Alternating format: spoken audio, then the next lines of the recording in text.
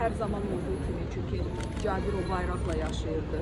Dünən də mən bir paylaşım etdim, mən ona başqa sual verirəm, amma mənə cavab verir ki, öncə bayraq, vətən, millət və bunun üçün də həyatı boyu çalışdı, yetərincə çalışdı, layiqincə təmsil etdilər və mən bizi güldürən adamın ürəyin günündə ürəyindən vəfat etməsi xəbərini bütün xalqımız, millətimiz olaraq çox ağrılı və acılı qarşıladım.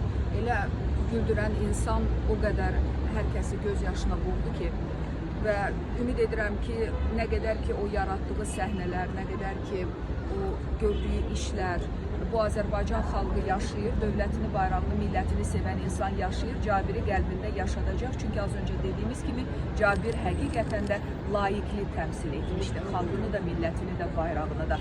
Allah ona qəni-qəni rəhmət etsin, ailəsinə səbir versin. Böyük itkidir, ağır itkidir. Bəzi itkilər var ki, çox unudulmur. Cabir o itkilərdən biri də unutmayacaq. Sadəcə anacıyıq həmişə, əziz xatirəsi.